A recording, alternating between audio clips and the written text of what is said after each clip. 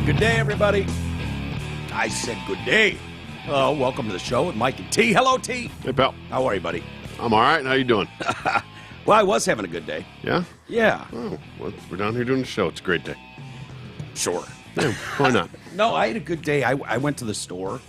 Good. And, that's not why it was a good day, but there was a girl at the register. And I was just, I'm an idiot. I was buying a pack of smokes. But she's like, ID. And I was like, Stop it. like, fucking ID, really? Mm-hmm. And I'm like, I just give it to her. I'm like, I think I'm a little old to be carded. She goes, oh, I thought you were like my age. I go, well, how old are you? 24. Really? Yeah. Wow, I was congrats. like, well, absolutely. Take my Did you ID. get the numbers? That's generally how they're hitting on you. No, I didn't. I was shocked, but I was like, 24. All right. Well, I don't think I looked that. I thought she was going to say she was 35.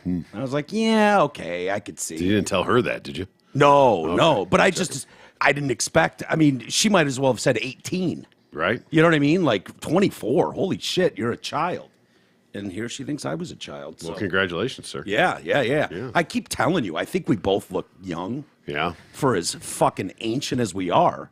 I think we look young. Keeping it together, yeah. Yeah, and I we've talked about it before, but I see people we went to high school with, and it's just like, Just a hot fucking mess. holy shit, what Yeah. the hell happened to you? And it's more than just like, oh, everybody put on 20 pounds since high school. Not that. Yeah, it's not like it's clean living or anything. And some of them it is. Yeah, Some of them, well, them, I mean, it's not like us. no, us is a train wreck. Yeah. Oh, absolute train Beat the wreck. brakes off it. Dude, beat the brakes off it starting at like 14, right? And never stopped. No. And so some of these people I know are clean living people. Yeah. And I'm like, why do you have all those wrinkles all over your face? What the fuck's going on here? Not enough fat in your system. Maybe. Or is it stress? Is it stressful living that does that to people? I don't know. I've been stressed out my whole fucking life. So Yeah, I doubt that's that true. too. Yeah, me too. But- I guess. That's why God gave me alcohol. Yeah, there you go. Well, it's working for you. Might as well thanks. keep going, Well, I haven't bought cigarettes in a long time, so I haven't been carded for that. So Yeah. Well, I know it pissed my dad off. Like, he gets carded, but he was buying beer or something. Yeah. He's like, I'm fucking 76, lady. Are you kidding Come on. me? Just, it's our policy. It's a policy. We have to card everyone. Do ya? Fuck off. Do ya? No, I don't have to have ID to buy this. I have to Yeah. be 21. Right. That's it. Yes. Right. I always hated that thing where, too, if you look under 40, we're carding you. And it's like, or if you look under whatever, Yeah, you whatever. know that part of the sign. I'm like, who's Okay. making that judgment call, And like, okay, well, I'm over 40. So now where we stand? But you don't look it. Okay. All right. I guess. But yeah, it's like, It's that's a good thing. Sure. That's what they say. But it's like, this is why you're probably stuck in this fucking job, because you can't differentiate from store policy and looking at a 76-year-old common man sense. and common sense, which is, there you go. I was going to say something, but I didn't know if it was like a badge. No. No. I'm done with it. Yeah, there you go. It was. Oh my God, I was just, I realized, I think we brought up Making a Murderer the other day or something like that, or we were Oh, well, the Candace Owens Yeah. convicting a murderer. Right. And I realized I never watched that last episode. And I Oh, was like, okay. Oh, shit. When you took off, I was like, well, maybe I'll just throw that on and see how that wrapped up. I mean, it was pretty clear. 9 episodes Writing was in. on the wall. Yeah. Where Just that had to was put going. a bow on it there at the end. God, humanity is so stupid. Yeah. They're just so dumb. Dude, you realize there are still people in Manitowoc County, Wisconsin, that are still fucking picketing outside that courthouse today. Yeah, I believe that. They- That's how fucking stupid And the humanity is. weirdest thing is, this guy, right, okay, he was wrongfully convicted of a rape, on the beach, and that's how people knew who he was. So this story, Making a Murderer, became, it wasn't just like, some asshole murdered a girl. Yeah. It was like, oh, God, could it be he was framed because he had this lawsuit against the, and all that kind of stuff. But these people, They sure wanted to make it look that way, didn't they? oh boy, did they ever! And those fucking twats that were doing that did the original documentary. They're showing clips of them on the interview circuit, and I'm just like, fuck both of you. You guys are monsters.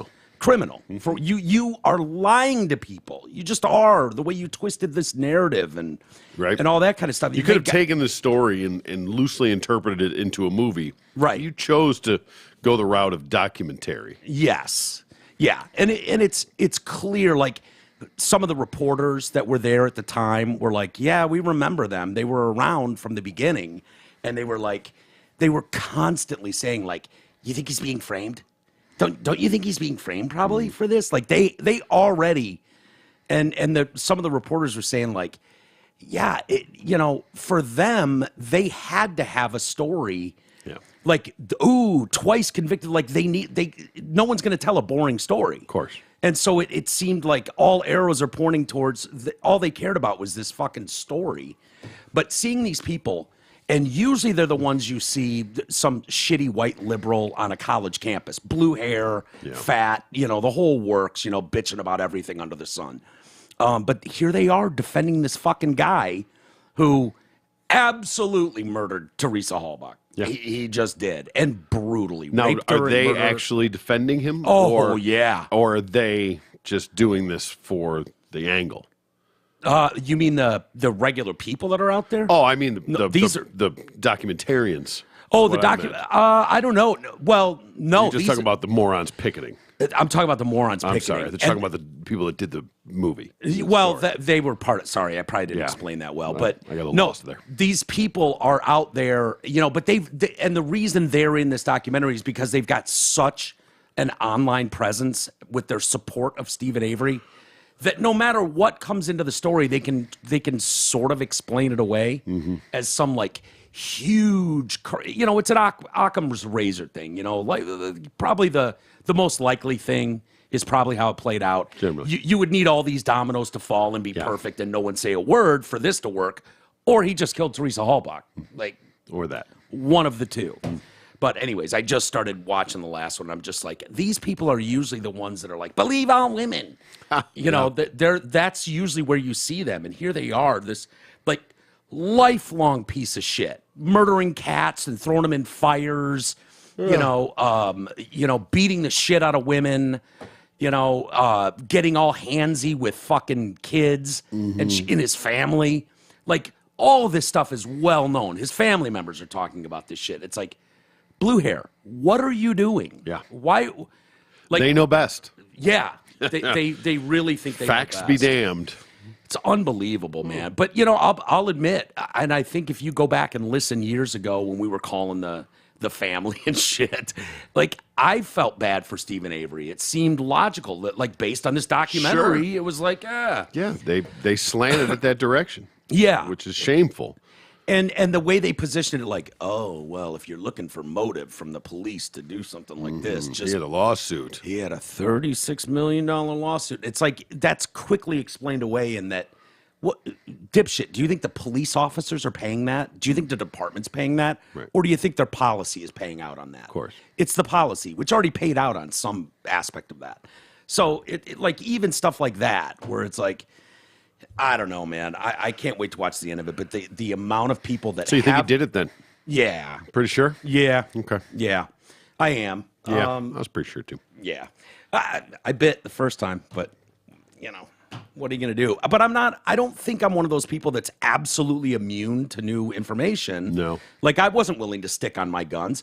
I read Ken, the lawyer, the prosecutor's book, and interviewed him. Yeah. And, and fought with him for part of it. You almost got it on the Will Smith slap thing today. What's that?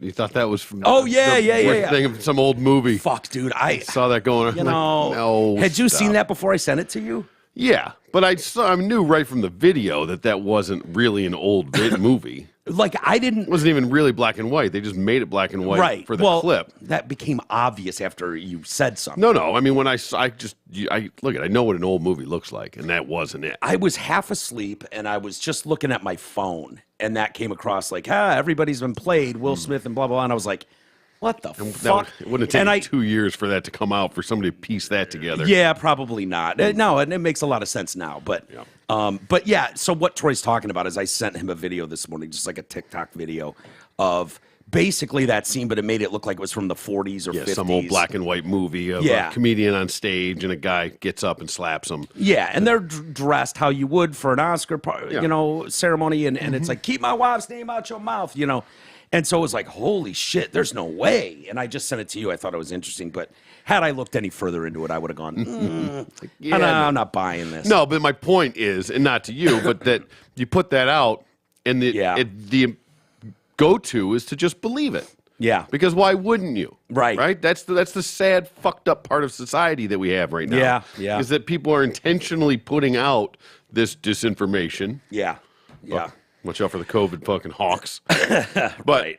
Intentionally putting shit out like that just to fuck with people. Yeah. And it's shame on the people that just... And that's why I take nothing at face value anymore. I believe nothing anymore. I know. I've become absolute really, skeptic. It's really troubling. And you and I have talked about this at length, about how it's going to get so much worse so fast. Yeah. Like, it's when you have the power to manipulate where you can't look at a grainy video and go, that's not true, black and white grainy. I know what it is. It's a good, they're going to get to a point very soon where it's impossible to tell, and you won't be able to tell. Like, there's a clip going around now that I've seen numerous times, and I'll be honest with you, part of me wanted to believe it, because it's about Pete Buttigieg. Have you seen that one going around? No. So there's a picture of him in like high school, and you can tell it's him. Yeah. And it's like a newspaper clipping, and it says teen arrested for the slaying of puppies. Oh, and the geez. story is, and then they name him as Peter Buttigieg, viciously slit the throats of 5 puppies. Like, his campaign had to address this and be like, this is a made up story. Like, all the regular sites that we don't believe anyways were on there like, no, this didn't really happen. This is and the guy that made that had to come out and address it, go, I just fucking made it up. And it's like, it looks good enough when you've seen old newspaper clippings and you got the kid's high school picture in black and white with the article. Like, well, there's the people that'll believe it because they want to believe it. And there's the people that'll believe it just because it doesn't matter. They were told it, so they'll believe it. Right. They have no reason not to believe it because you shouldn't be told fucking lies consistently. Yeah. And then there's the people that will believe it but are skeptical, and the people that won't believe it at all. Right. But sadly, the majority are going to err on the side of believing it. Yeah. Even the skeptics might dig a little deeper. They'll believe it at first, but you're going to have to prove that to me. Yeah. Yeah. But half the fucking country will just straight believe it. Yeah. And the sad part is that there's a faction of that will always believe it. Right. That Pete Buttigieg is a puppy murderer. Well, it doesn't take many comments in a story like that before it's like, dude, this is so fake. I can't believe people are still buying this. 3 comments in. And then I was like, oh, is this bullshit? And then I did my own research and found out, it's absolutely bullshit. Yeah. Thank God I didn't share it. I didn't tell anyone about it. Nothing. But I did my own quick research, and in 20 seconds, I knew it was a bullshit and it story. usually falls apart pretty quickly. But it's popping up I've seen it multiple times in my feed. And the reason I wanted to believe it was like, oh, okay, that would explain... If you've got someone that's just a sociopath or a psychopath, who behaves the way he has with like, oh, I'm going to get driven to work and then pull my bicycle out of the SUV with the Secret Service and then bike the last block for the cameras. Yeah, make it like look I good. bike to work. Like, you're a fucking mental maniac if you're doing shit like that. Yeah, he's done that. The shit with the transportation and all that. I'm not saying it's all his fault, but he doesn't seem to have a care in the world about any of it. It seems like it's all falling apart. And so for that, it's like, oh, well, if he's always been a psychopath, well, this would make sense, that this guy's just a fucking... Yeah. But, I can't pin multiple dog murders on him. Fair. Yeah. But that you were on the side of wanting to believe it. Yeah. Right? Yeah. Because it fed your narrative, whatever. Yeah. It scratched whatever itch you had, insert story here. Yeah. So it gets you there. I don't know where that would have taken me though, because I wouldn't have moved forward with that. Like, if the same exact story with a picture of Eric Trump if it got you enough, I think I would have reacted the same way though. But if you didn't read the comments and it put you on guard, if you would have just read it, looked good enough, thought good enough, oh shit. And you're a little different because there's some repercussions to what your actions. I mean, a little more accountability than most. A little bit, yeah. But most people will just, oh shit, click share, send, whatever. Oh my God, fuck Pete Buttigieg. Yeah.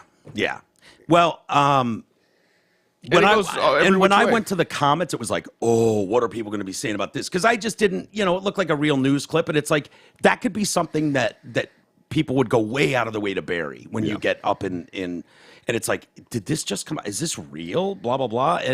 But I wasn't so tied to that narrative that it was like, haha, I can't wait to go on the air, trash Pete Buttigieg. Like, no, not at all. So.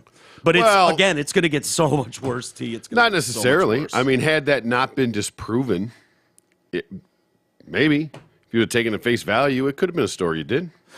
Yeah, and I've probably been burned. Usually vet things better than that. I do. I've been burned. There's one time I can't remember what it was, but there's definitely at least one time I can remember where people came out and went, dude, you fell for that. This is, one time where it's like, that's really embarrassing for this line of work. Sure. To bite on something that's a known, this has been around for years and it's bullshit. And I've probably been burned before other times that I'm not remembering. But it's got me to the point, like you, so skeptical of everything. Like everything. Anytime someone sends me a story, if you're going to send me a story from Facebook, the very first thing I'm going to do is look at the date. Because it almost every single time they're like, oh my God, look at this story. And it's like from 2012. And you're like, okay, very few of them that get sent to me are like relevant today's news and easy to verify as real. And so it's like, you just stop looking at them after a while. You're like, yeah, I know that would be great if that was true. But I think had that been Eric Trump in that picture, high school picture with that same story, I think I would have done the same line of vetting. You know what I mean? You would have, first of all, you would have heard about it already. Yeah. There's no way that goes away. True. Yeah. And old Pete, up until a couple years ago, he was just the mayor of Fort Wayne. Yeah. Didn't have a ton of pull to keep that shit buried. Yeah. Yeah. When his old presidential campaign, they tried, it would have come out for sure. Oh, yeah. Yeah. You're not burying that. No, I don't think you could. You don't murder puppies and then fucking get on a podium. Even his most ardent supporters would be like, fuck that. Fuck that guy. I'm not jumping on board with puppy murder.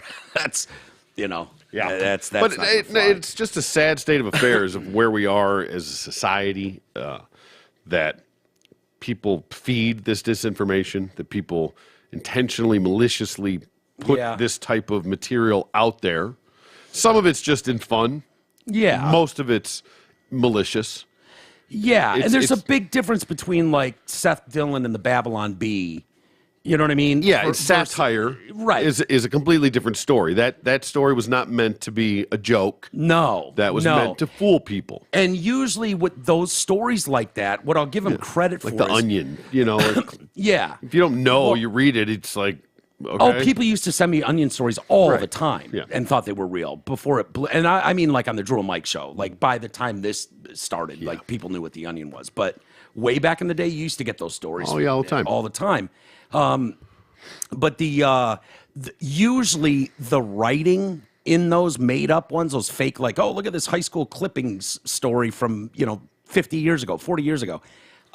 Usually the writing is so bad that it's obvious. Yeah. Like no editor would have let this go to print with these many grammatical errors and this many, like that's not how you would write a sentence if this was a proper newspaper article.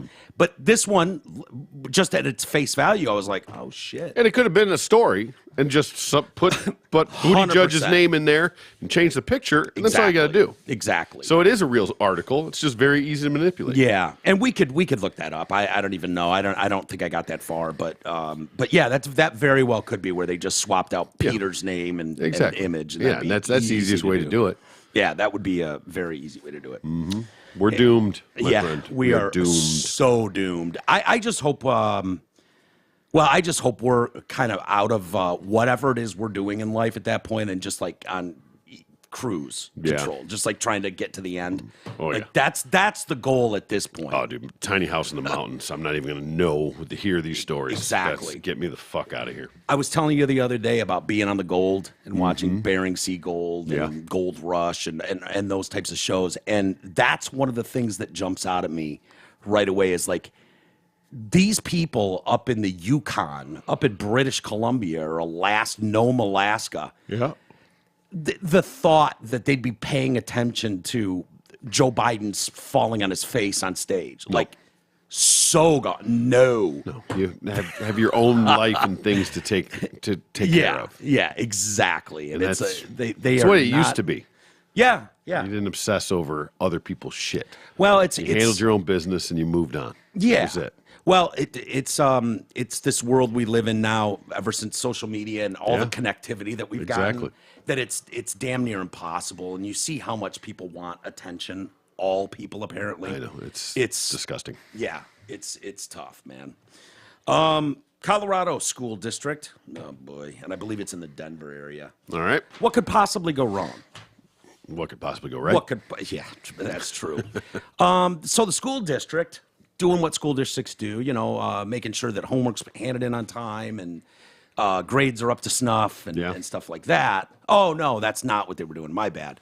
They assigned an 11-year-old girl to share a bed with a biological boy who identifies as trans. Okay.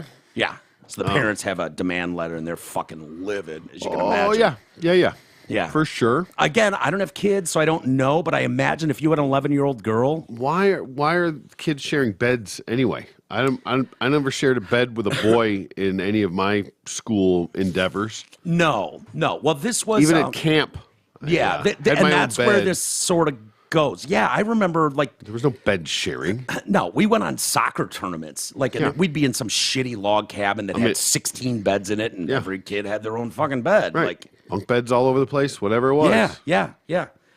Jefferson County Public Schools in the Denver area assigned the 5th grade girl to a room with 3 other students, 2 girls from her school, and a dude from a different school during a cross-country overnight trip in June to Philadelphia and to Washington, D.C. I thought they were saying cross-country like running. No, they're talking about going cross-country, I think. What was the trip for? Probably, if you're going to D.C. and Philly, it's probably to see the Liberty Bell. Like the field trip shit that everybody does 5th grade? Is that? It seems early for that. It seems way early for 5th grade fucking field trips like that. No, outside of Greenfield Village or like something. local, not cross-country from Denver to fucking, what was that, D.C. and Philly? D.C. and Philly. 5th graders. Well, I mean, listen, you got to if they're going to start being activists, they got to know where you got to go to the fucking source. Exactly. The 11-year-old was told she would share a bed with the trans boy. However, she became uncomfortable that evening. We start poking her in the back with his boner. Right. When the students were in their room together and the boy revealed he was actually a dude who identified as a girl. So the young girl snuck into the bathroom, quietly called her mom, who had come on the trip, which is kind of hot. Yeah, good for her. Yeah, I mean, I didn't expect that. No point. I don't know why they added that in the story, but she did. Apparently she came on the trip. That's cool. But she was not a chaperone. Well, what are you doing there if you're not a chaperone? And Helicopter parenting. really? I mean, I would think sometimes, a couple times a year, you're going to have to do the chaperone bullshit. Yeah, but if you well, don't, maybe it's the thing like, okay, you can go, but I'm not sending my 11-year-old kid across country with these whack jobs that are going to put you in bed with a fucking chick with a dick. Yeah. So I'm not officially a chaperone, but you're not going across country without me. Yeah. And I can see that. Yeah. So they're in their kids' bunks area, and I guess the parents are, maybe in a hotel or something. I don't know. She's probably flipping her own bill. Yeah, that could be. Doing the Lebo move. That's what Lebo's parents would do. Of course they do. Yeah. They would follow the team bus in their nice car and then stay at the fucking 5-star while we were all. Yeah, that's how Lebo did it. The girl and her mother asked the chaperone to move her, and initially the chaperones tried to have her simply switch beds in the same room. However, the chaperones eventually agreed to move the boy to a different room, but lied to the other students about why, saying one of the girls needed more space. One of the girls in there just needs more space. Yeah, okay.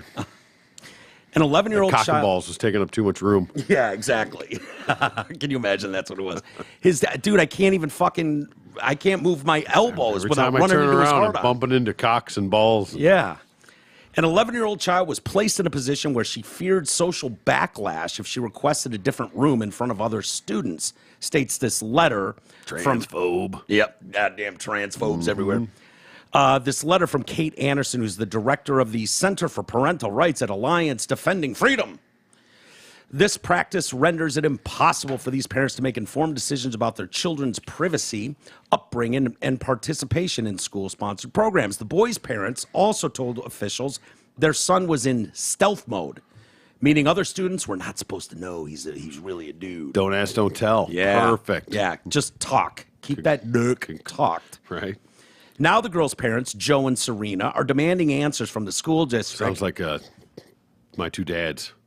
Joe and Serena. Yeah. I think you're right.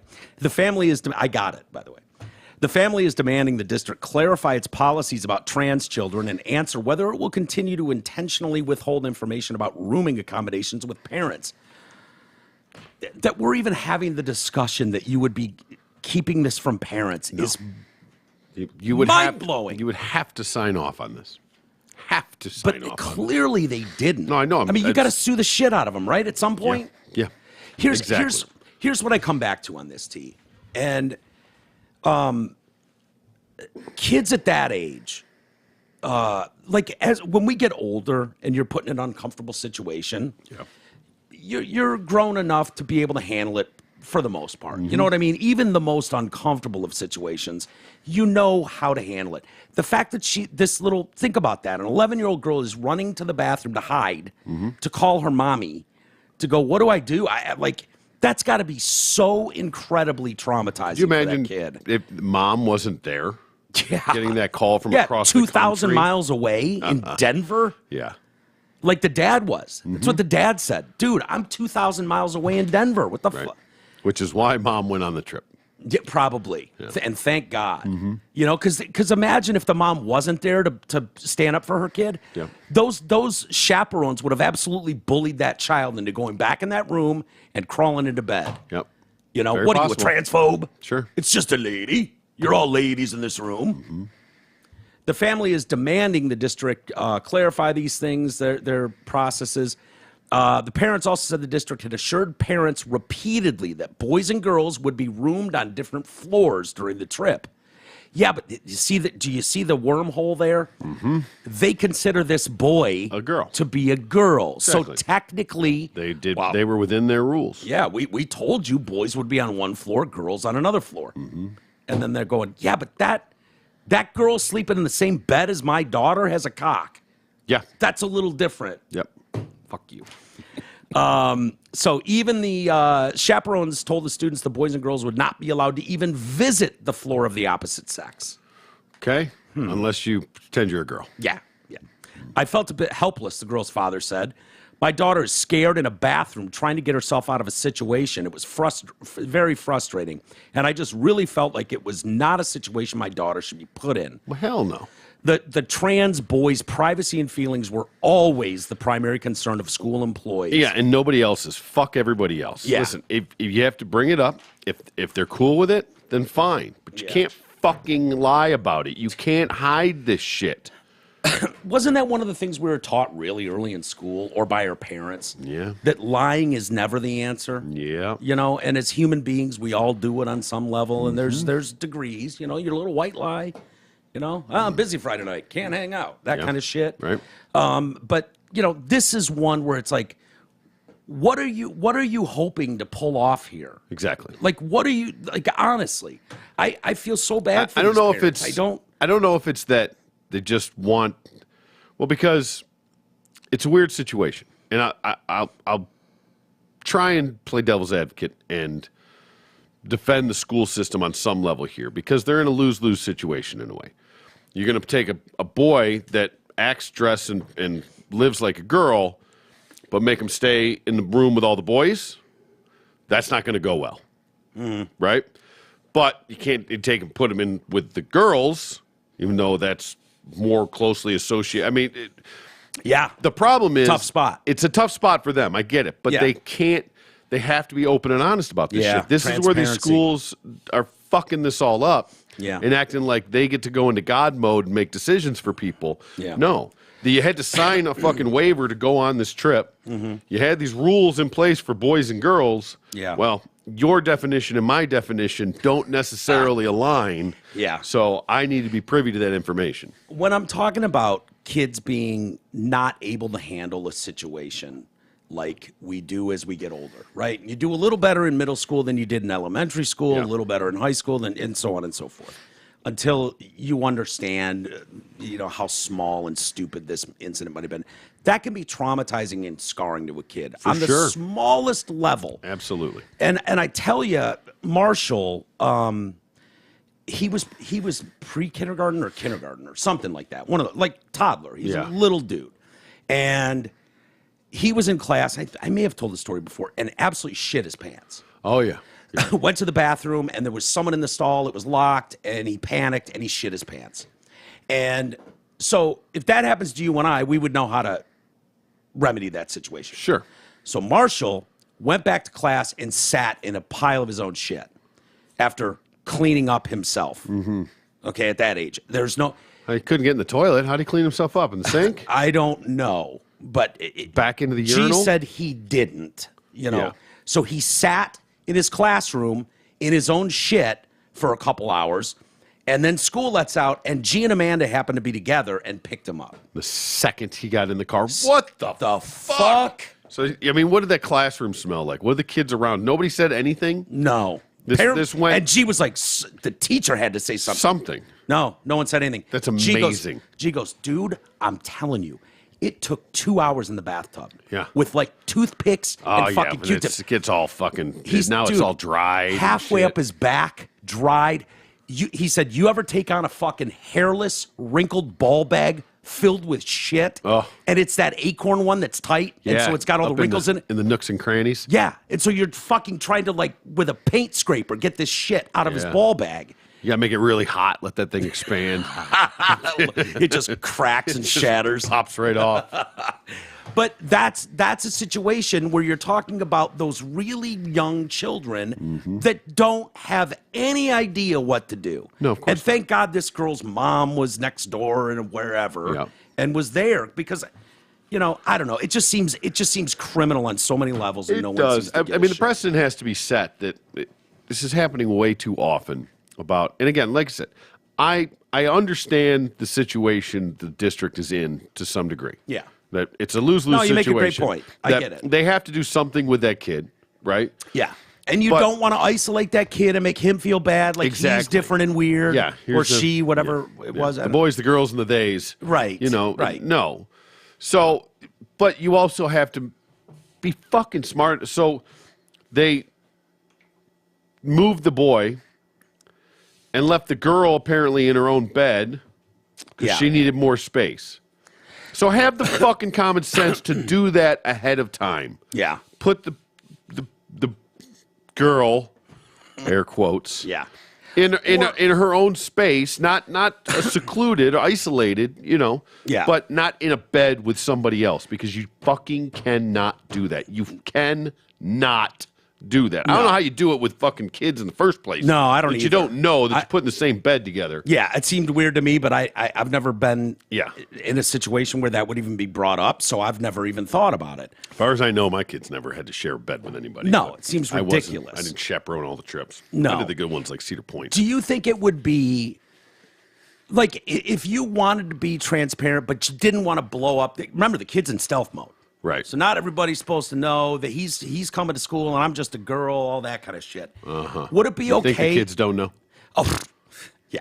Well, Well, maybe not at that age. Maybe at 11, you could pull that off, sort of. Maybe. I mean, unless you just moved to the district or something, but Yeah, you true. just unless you've been because these kids have grown up together. Don't But this you was think- this was the one oddball from another School. district or Yeah, something. yes. So these kids didn't know. Didn't know. So, but stealth mode is in. These kids don't know because they're just meeting him for the first time. Right. Not the kids at his own school. Sure, fucking know. Yeah. Yeah. be And my by the guess. way, stealth mode went and opened his fucking mouth Yeah, and told the girls nice, he had a nice cock. stealthy. You probably would have been fine if you didn't say it. Right. I was probably hoping she was a gamer. Right.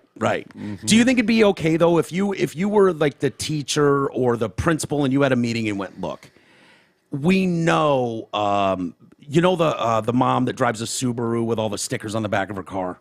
Why don't we approach her? She's going to be as blue-haired and liberal as they come. Yep. And just say, look, here's the situation we're in. We're not trying to make a big deal out of this. We're going to need a special They're chaperone on this one. Yeah, and would you mind throwing your daughter in bed with this boy? I'm sorry, girl. She's 100% a girl. She's got a cock and balls, but she is a girl. And you at least understand, and you're more open to this kind of thing. Yeah. So can we just do this quietly on the download? That's what I'm saying. And then Subaru probably volunteers. oh my Can't God, wait tears to do it. streaming down her Yeah, face. can't wait Proudest to moment of her life. Post it on Facebook. Right. How fucking amazing and woke she is. Exactly. By the way, I watched Lady Ballers last night. Did you? Yeah. How was it? Worth watch. Okay. Worth a watch. Yep. I had sort of a predetermined ranking of it, kind of. Yeah. I feeling that it was going to be predictable. It was going to be sort of, there was going to be some funny parts in there. There was going to be some jokes that are just for the sake of the joke.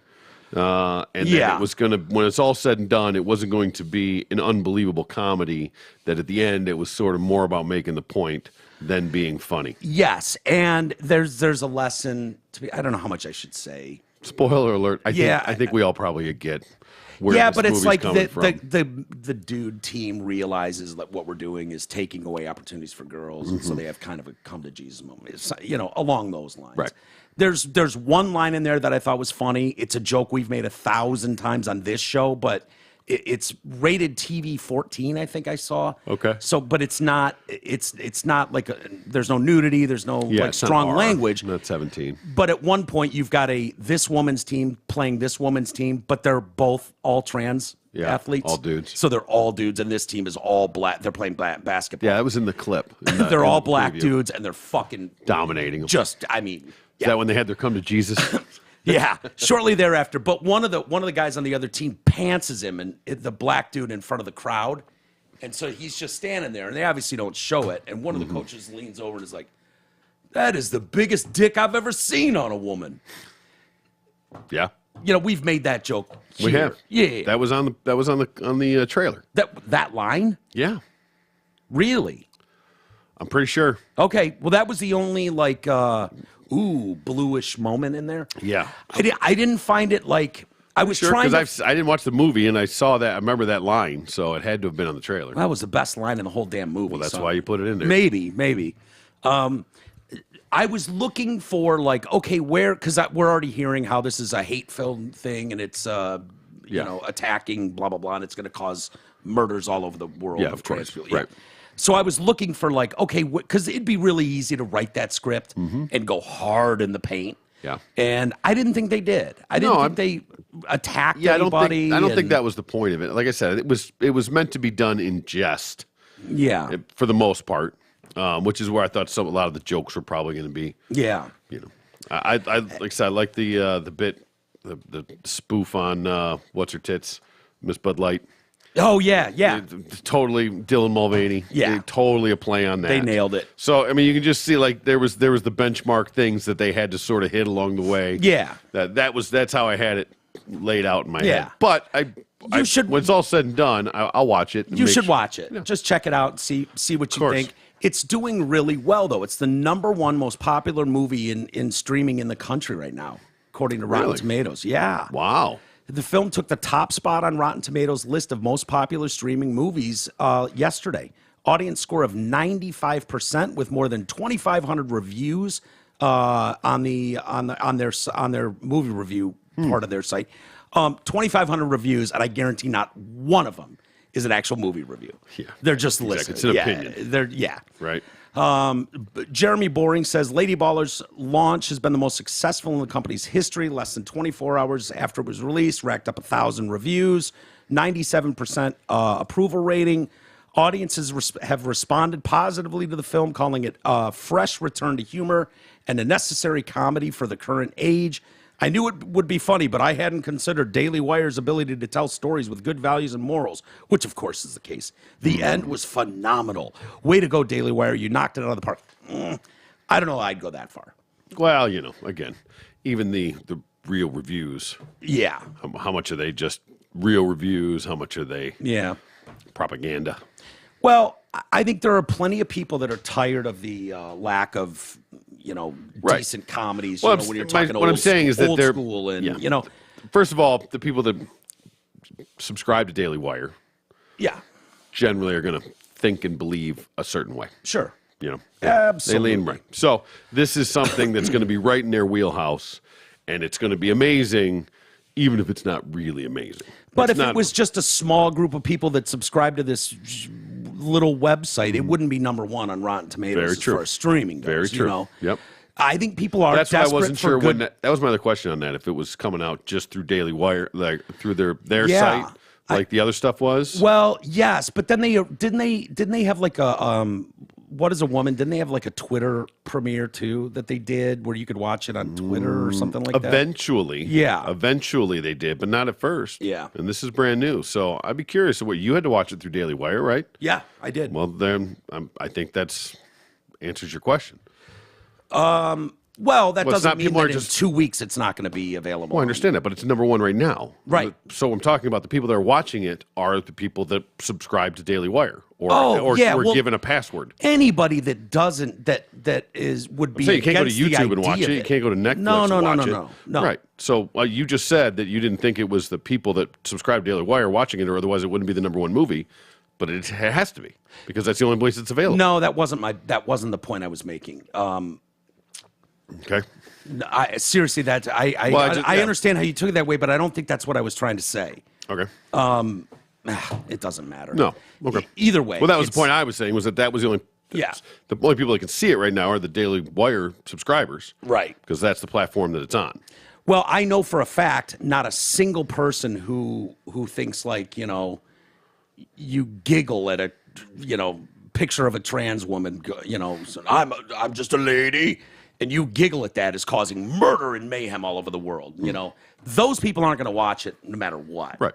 Nobody's going to review it. So I don't know. I think it says a lot that something like that can be number one in the country when it is only going through Daily Wire. Yeah, it's almost more impressive. Yeah. I mean, I guess when you want to talk about whatever their subscribers, however many subscribers they have. Yeah, I have no idea. Times that by how many times it was streamed and downloaded. Yeah. And the unbelievable saturation of all the other platforms. So to have collectively that whole unit watching something at the same time as opposed to everything else there's nothing huge that's dropped that I'm aware of that everybody be watching right now, a new season of this. Yeah, right. But yeah, there's not. You know what? You know what new season just dropped today? I believe. What? Prime, Coach Prime. Oh, did it really? I wonder how that's going to look after the absolute shit show that season turned out to be. Yeah. Okay. No doubt. Well, he is the Sportsman of the Year. Stop it. Yeah. Stop it. Stop it. You know what? These people have to try their best to make themselves relevant. Yeah. Time magazine. I've got a story today. Taylor Swift is Time's Person of the Year. Person of the Year. Which doesn't even bother me. It almost makes sense. She had a huge tour this year. Yeah, the Eras tour. And the movie that subsequently followed.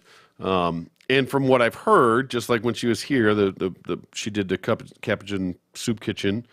It sounded like she did that kind of throughout the country along the tour. Oh, sure. Every place that she went, doing a little good, sprinkling some fucking Swift nuggets around of what she took care of her all of her people, the bonuses and stuff that she gave that were unbelievable. Well, she joined the Billionaires Club this year. Yeah, there you go. So, I mean, that was only, they acted like this massive 66 city tour. It's still pretty good size. It's good size, but dude, when I think of I think of Metallica, 240 cities. You know what I mean? Like 66, but I mean, billionaire now. And Time Person of the Year, I don't have a problem with it.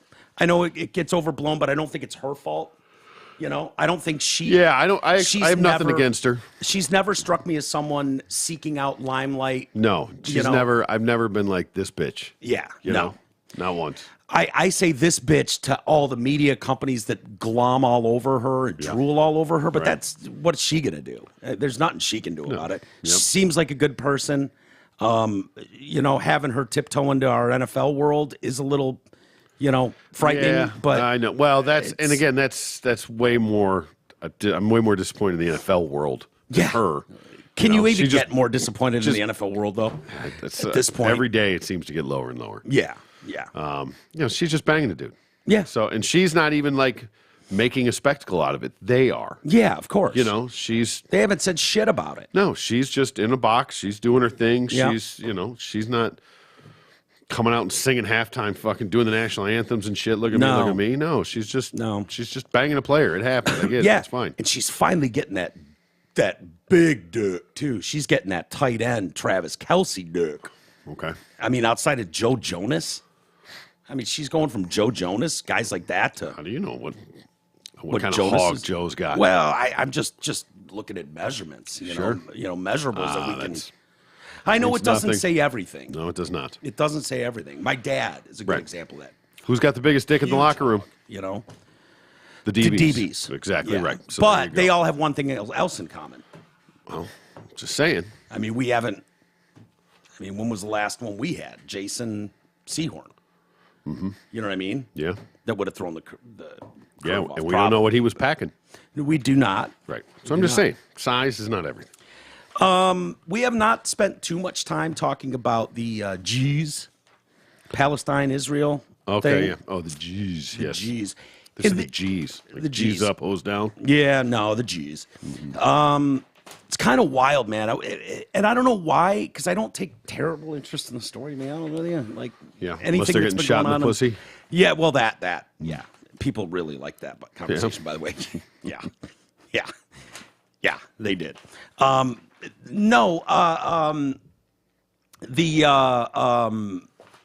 Oh shit! What was I going to say? Yeah, I forgot what I was going to say. But no, I wanted to play this video for you. It's the third one from the left. Representative Elise Stefanik was questioning the presidents from Harvard, MIT, and Penn.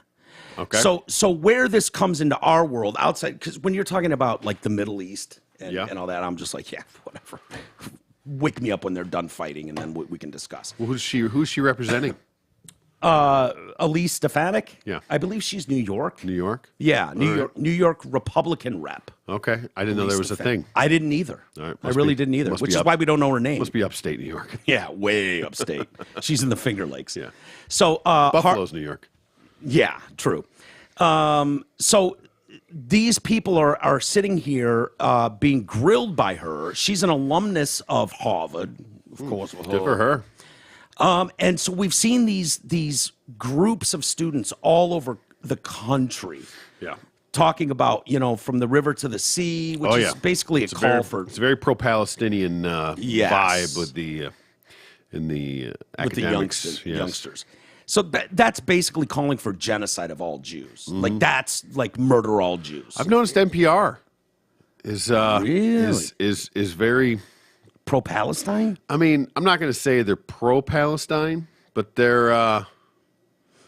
dipping their toes in the water? Dipping their toe a little bit, yeah. Most of the stories are about Palestinians and things like that they're running. Yeah. Well, these people were put on the stand here and asked. So she's asking if students calling for the genocide of Jews warrants a violation of their respective campus codes of conduct. Seems like a legitimate question. Yeah. Harvard president Claudine Gay. Of course. Gay. MIT president Sally Kornbluth. And University of Penn president Elizabeth Magel. All chicks. I know, right? All presidents. Yeah. Okay. I sense the... They can't get a shot. They can't get ahead in the world. Right. Yeah. Mm-hmm. So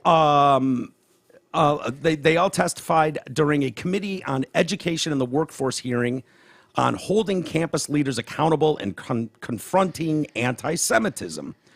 So she was looking for yes or no answers to this. All like, right. is this go beyond the pale? Yes. Why don't we play it? Let's see. And Yeah, we'll see what they. All right. It says presidents of Harvard, MIT, and Penn refuse to say whether calling for the genocide of Jews is bullying and harassment according to their code of conduct, even going so far as to say it needs to turn to action first, as in committing genocide. Yeah. This is unacceptable and anti-Semitic. We must all resign immediately today. I think immediately today is a bit redundant, but all right. Yeah, true. Let's see what she's got. Immediately next month would be a little silly. Dr. Kornbluth, Cornhole. at MIT, does calling for the genocide of Jews violate MIT's code of conduct or rules regarding bullying and harassment? Yes, it yes or does. no? Oh, good. I thought the Targeted blonde at was... individuals, Okay. not making public statements. But Yes or no? Calling for the genocide of Jews does not constitute bullying and harassment? I have not heard calling for the genocide for Jews on our campus. But you've heard chants for intifada. I've heard chants, which can be anti-Semitic depending on the context, when calling for the elimination of the Jewish people. Oh, yeah, So those would not be according to the MIT's That doesn't consider code of conduct or genocide? rules. holy shit. That would be investigated as harassment if pervasive and severe. Yeah, but it wouldn't. Ms. McGill, at Penn, does calling for the genocide of Jews violate Penn's rules or code of conduct? Yes or no? well... If the speech turns into conduct, it can be harassment. Yes. I am asking specifically calling for the genocide of Jews. Does that constitute bullying or harassment? If it is directed and severe or pervasive, it is harassment. So the answer is yes. It is a context-dependent decision, Congresswoman. It's a context-dependent decision. That's your testimony today. Calling for the genocide of Jews is depending upon the context. That is not bullying or harassment. I like her. This Yeah. is the easiest question to answer yes, Ms. McGill. So is your testimony that you will not answer yes? If it if the Yes speech or no? becomes conduct, it can be harassment. If they start murdering Conduct the meaning Jews. committing the act of genocide? The speech is not harassment? This is unacceptable, Ms. McGill. I'm going to give you one more opportunity for the world to see your answer. Does calling for the genocide of Jews violate Penn's code of conduct when it comes to bullying and harassment? Yes or no? It can be harassment. The answer is yes. And Dr. Gay, Don't put words in my mouth. At Harvard, Hey, Gay. does calling for the genocide of Jews violate Harvard's rules of bullying and harassment? Yes. All right, hey, Gay, you just saw what I did to her. I'm giving you a shot right now to just come up with your yes right away. She should be like, yes, before she finishes Before the even, sentence. Yes. Instead, Next question. We're going to get a... Well, you see, let's see. Which means Yes. no. It means no. This is not a Of course problem. not. It's Calling for either the a genocide of yes Jews- or it's a no. Yeah, there is no... Well, kind of Sometimes. depends. On Tuesdays, no. Yeah. Let's see. Yeah. Or no? It can be, depending on the context. What's the context? Targeted as an individual, at an individual. Oh, not It's a targeted group, at not a Jewish race. students, Not Jewish all the individuals. individuals? Yeah. Do you understand your testimony is dehumanizing them? Do you understand that dehumanization is part of anti-Semitism? I will ask you one more time. Does calling for the genocide of Jews violate Harvard's rules of bullying and harassment? Yes or no? Anti-Semitic rhetoric. When And is it crosses into anti-Semitic rhetoric?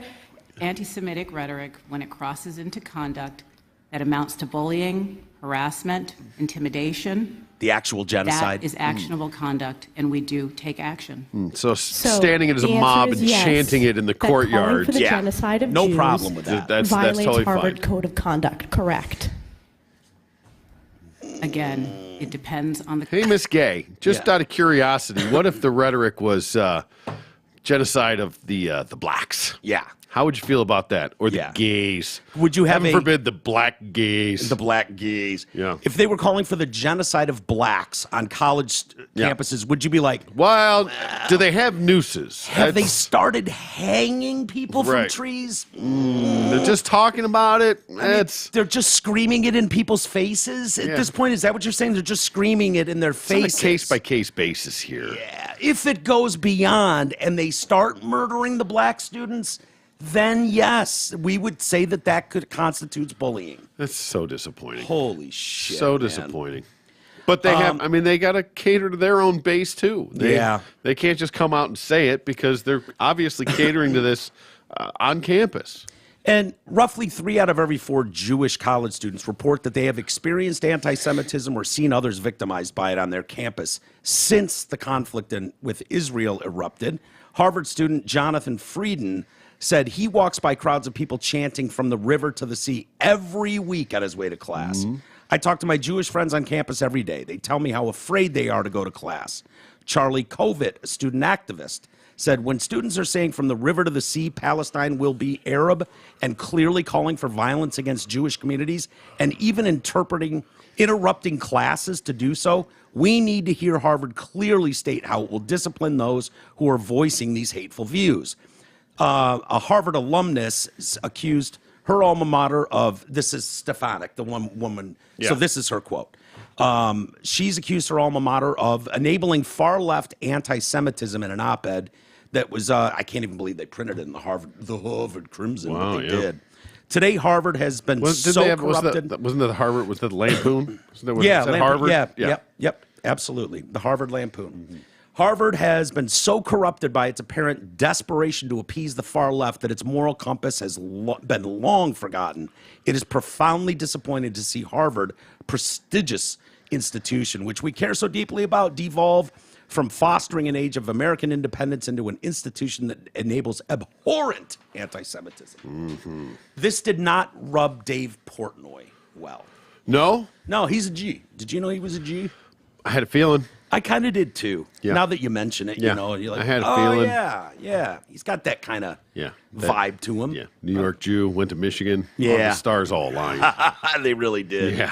Yeah, that's very true. Mm-hmm. He has vowed to blackball applicants from those 3 schools until their president stepped down following this controversy during this congressional testimony. I don't know that I love that response. Well, hear him out. He said because of when they refused to ban anti-Jewish hate speech on campus, not that this will make a huge difference, but moving forward, I will not hire any student who graduates from any of these schools until these deans step down. Well, here's the problem, though. He was calling them deans, they're presidents. I understand, but it's only these 3 that are on the stand here. Yeah. It's way more systemic than that. Is the problem. These are just the 3 that are up there not saying it. Yeah. You could go to just about every fucking college campus and have this exact same thing going on. But it's not unique just to these 3 schools. This just happens to be the 3 people that they brought in for this line of questioning. There's not specific incidents on these 3 campuses that are doing it. He can't. I suppose he could, but you know, that's my point. He's making the direct connection to your congressional testimony on the record. This is what you 3 understood. Lesbian president said. Yeah. And so based on that, fuck all of them. I'm not hiring them.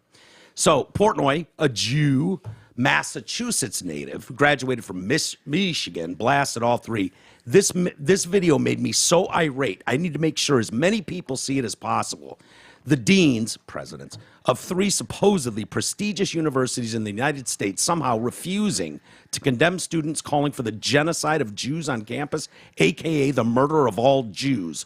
Newsflash, that is calling for the murder of myself, my parents, my entire family. And these leaders refuse to condemn this as hate speech on their campuses. It's free speech, right? Isn't it? Yeah, sure. Mm-hmm. This isn't debating whether there should be a ceasefire or discussing the future of Israel and Palestine and the Middle East.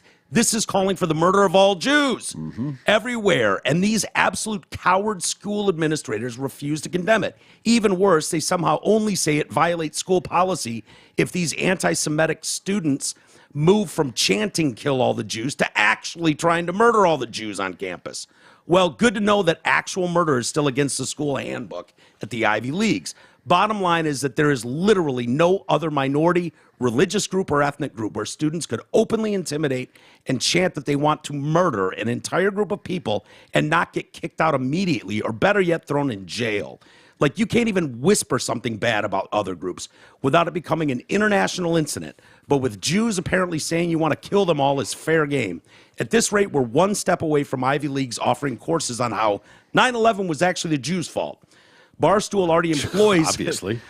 2 former Harvard students, but Portnoy stipulated that both are grandfathered in at the website. Okay. This is unacceptable on every single level. I don't care if you're a Jew or not. If you know a Jew or have a degree of basic human decency, calling for the murder of an entire group of people should outrage you. It should. Yeah? Yeah. I get it. It's amazing how influenced this country is in this. How influenced this country is. Yeah, I mean, just in this Palestine-Israel conflict, dust up. Yeah. Just everybody's got an opinion. More people. I mean, people are more worked up about this than Russia and Ukraine.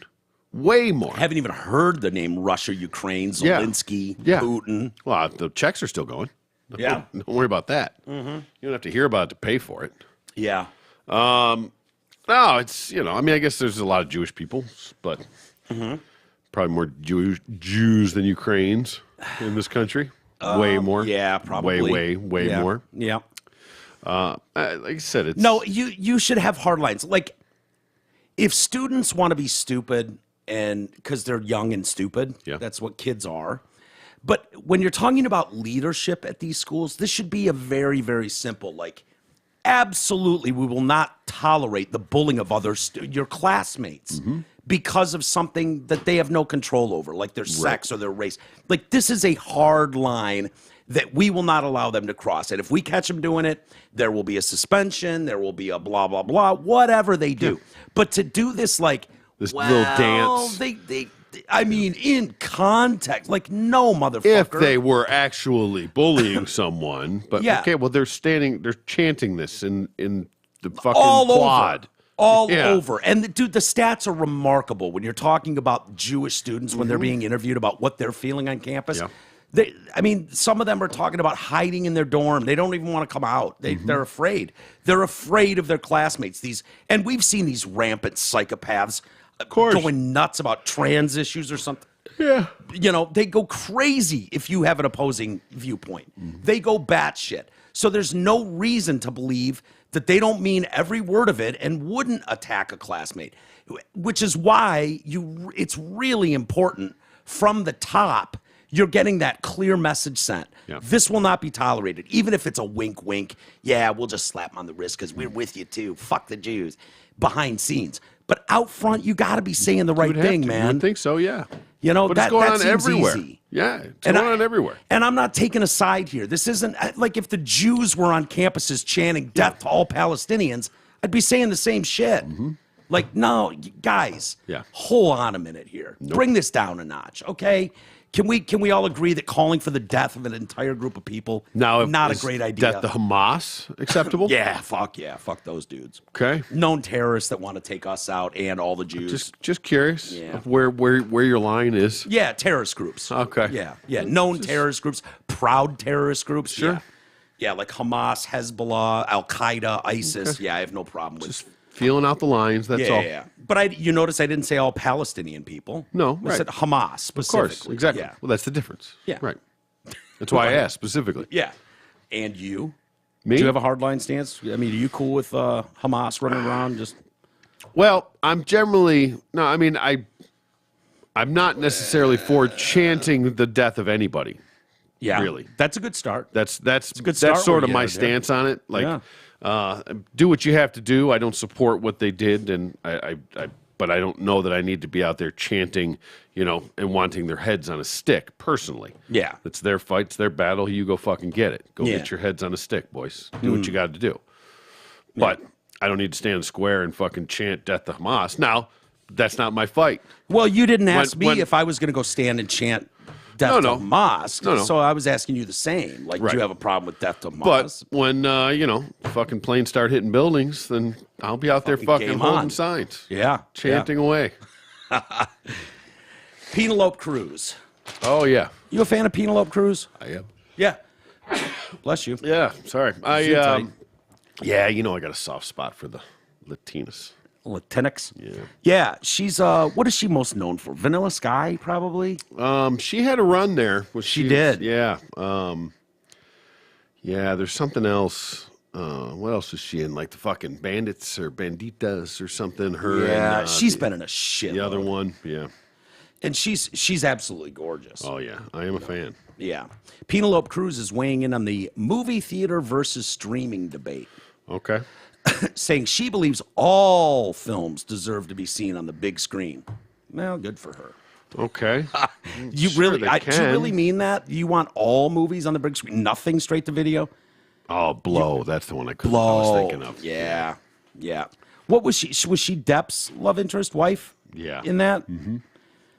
Yeah. What else was she in, dude? Vanilla Sky. Vanilla Pirates, Sky. She was a Pirates of the Caribbean. She was Caribbean. one of the early ones, or 2011, whichever one that one is. does it have say the like whole the list. Curse of Blackbeard or Yeah, Banditas. That's the one. Her and what's the other? Banderas? No, the other fucking hot spick chick. I don't think you can call them that. I just did. Selma Hayek. Yeah, you know what the I believe fuck I'm it's saying. Spick Woman. You don't. I mean, it's just degrading. Oh, come on. chicks. Take Jesus it easy. Christ. I've married one. I can do whatever I want. All right. I'll call them Spick women. You call them Spick chicks. Fair enough. Jesus. Zoolander 2. Let's not forget that one. Okay. Yeah. 2. She wasn't even good in the first Zoolander. Guess not. I don't know. So she made the remarks during a BAFTA, a Life in Pictures event in London. She talked about how the industry has changed now that home streaming is so popular, especially in the post-pandemic era. It's a ritual that I hope the world doesn't lose because it's real magic. The experience of watching a film in a theater can never be the same as watching it in your house. She wasn't the first Zoolander. She was. I was, Okay. I was doing Makes it sense. chronologically. I hadn't gotten down Yeah. there yet. It can never be the same as watching it in your house with interruptions and a phone or this and that. And then it's not sacred anymore. You need to pull it down. a Yeah, little bit. Penelope. This idea that you haven't done you a single. craft- Aside, the one I'll give you is Pirates of the Caribbean. Rather Pirates of the Caribbean. I know, but I like saying Caribbean. Okay. Yeah. I mean, if you want to be wrong, Caribbean I Queen. mean, Penelope Cruz was in it. Yeah, exactly. I mean, so Not one of these movies are, must see on the big screen. which ones? Any of them. Zoolander? All of them. Yeah. All of them. None of these. No, These Pirates- are Pirates- couch movies. Pirates of the Caribbean, you could say. That's what I with the- said. That's the only one I'll Oh, give okay. her that is worthy of seeing on the big screen. Was Cameron Diaz in Vanilla Sky too? That's Maybe. Tom Cruise, right? That is the cruise, yeah. It's Penelope and Tom. And Diaz, yep. Kurt Yeah, Russell, okay. All right. God, I haven't seen that movie in forever. I Tilda should Swinton, gotta give that a watch. Jason Galecki. So yeah, she said it's not sacred anymore. Is that the one where his face is fucked up? I think so. Yeah. Yeah. Yeah. Yeah. I always got Vanilla If there's Sky. like a car and, crash or something. Yeah, I always got that one and Yeah, Eyes Wide Shut. Eyes Wide Shut Yeah. mixed up. Which Yeah. one was which? Yeah. It's not sacred anymore. That time you're here, you turn off your phone, you're going to be focused on this activity for 2 years. That doesn't happen at home. So I'm a big defender of every movie having at least a few weeks of theatrical release because it's just sad to lose that. It's sad for the new generations not to experience this. She was there, by the way, promoting her new film Ferrari, where she that comes out on Christmas. She plays Enzo Ferrari's wife Laura opposite Adam Driver. Ah, nice. You know, I understand why they would say this. And, dude, you made the point, and you're not wrong. Like, Pirates of the Caribbean, okay, you've got this big on-the-ocean, Yeah. grandiose Yeah. boats. Like, Visually enticing.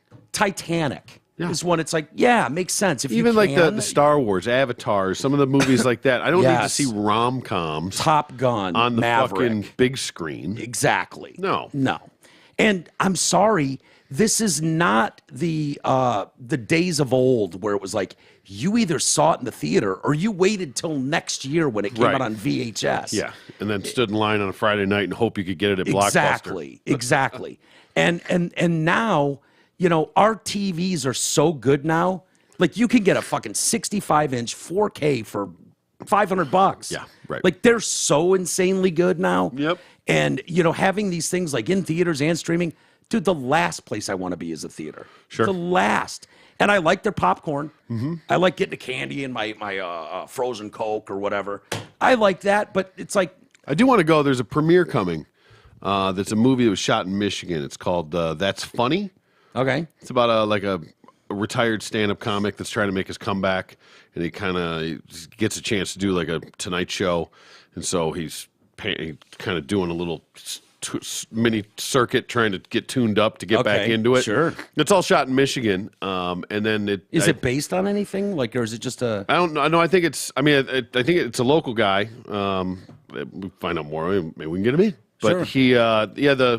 So he's having all these like a staggered release, but one of them's at the Maple, one of them's at the Civic. Okay. Like certain days. When is this? It starts, I think, next week, maybe. Oh, all right. I have to double check on the dates of it, but I think Sunday is the one at the Maple, and then like next Wednesday or something is the Civic. And they're like all over the state in different ones and doing like the big premiere with Q&A and all that kind of shit. Like, but it's called That's Funny. Looks like a pretty good movie. Yeah. You know, and I support local for sure. Yeah. So that I might go see one of those. But there's a very specific reason why. Yes, but You know what not I mean? because Like, that's a movie I have to see on the big screen. No. But that's the only. It just popped in my head. I was thinking about that. Yeah. No. I get it. But there's something to Penelope about being on the couch. Like something breaks out and all of a sudden, you know, your girl's going down on you. Just pause the movie. We'll pick this back up in 8 to, you can 8 do that to at 11 movie theater, minutes. too. No, I know, but it's a little more difficult, especially with all the kids around. And Yeah, stuff. you got to bring a blanket. Yeah. But, you know, I like, there's no doubt I'm going to have to piss, or even if I can hold it, it's uncomfortable. It's like, Yeah. I'd so much rather be at home. Yeah. So much. And I wrote down, like, should all football games be viewed from the stands? Like, oh, the experience we're taking away. Like, Yeah. You look at old football games, they look like shit. They're blurry as fuck. The cameras weren't good enough. Right. The replays, the graphics, none of it. Now the experience is better at home. Yeah, I got to tell you, it's been a minute since I've been to a game, and I do love the energy and the vibe of being at a live event like that. Yeah. But going to Lambeau, like, oh yeah, That's like, different, though. That's no. almost- But my point was, as far as watching the game, Yeah. 100% rather be sitting on the couch watching it fucking on the TV. Yeah. 100%. The replays, the pauses, whatever, skipping Yes. commercials, all of it. Even the play-by-play. Yeah. What you don't get in the stands. Yep. First down. Yeah. Whatever. I mean, that's all you get. third. Yeah. You only get replays if it's going your way. Yeah. Things like that. Exactly. Yeah, it's so- exactly. No, thank you. Yeah. Sit this one out, Penelope. Yeah. So that's what she's worried about. And to me, it's just like, no, the home experience has gotten so good. And just like football games, man, like I'd much rather. By the way, I saw a thing today. I got an email today about the most expensive, like, or the value of franchises, you know, and what they are per, you know, market or whatever. And one of the things was, it claims that the Detroit Lions are the fourth most expensive football game to attend in all the NFL. Really? Average, and I'm assuming this is for a family of four. Well, I think that breaks down. It's whatever. It's whether it's four people or one person. It's No, but they said the average is $1,380. I believe it, to yeah. go to a game. Like I said, I mean, I might looked- be able to pull it up. I looked into it, and yeah, you can't even. I think it's a minimum of $150 for the worst seat in the house. Minimum. Yeah. I mean, that's to get that, and that's now you haven't talked about parking. You haven't talked about getting anything to eat, any of the bullshit, any of the souvenirs. Yeah. None of it. I mean, so you're at $600 minimum, and that's 100. Go ahead and tack your $100 plus onto fees for that. Oh, yeah. Your $150 ticket is not $150. Hell It's no. It's $200. Did you mention parking? I mean, so you're getting talking there. $50 to park, Yep. and then concessions, everything else. Yeah, it's $1,000 at least. The Houston Texans are the cheapest. And so what they're saying is fans spending an average of only $379.14 for a ticket, a beer, a hot dog, and a jersey. Who's buying a fucking jersey at a game? Right. So It's we're the throwing worst $100 place. on for a jersey. Yeah, which is what you did there. Yeah. Like a hot dog and a beer, fine. Okay. Ticket to the game. Yeah, hot dog and a beer. There you go. That's $20. Second cheapest is the Arizona Cardinals at $413. But then we get to top 5 most expensive teams in the NFL. Vegas Raiders, Allegiant Stadium, is the most expensive. Yeah, because they got you. They spend an average of $1,318 on average here. That being Per over 3 times the cost of a Houston Texans fan. For one ticket, you're talking about. Yeah. That's what you're talking about. $1,300 for one person to go to a game.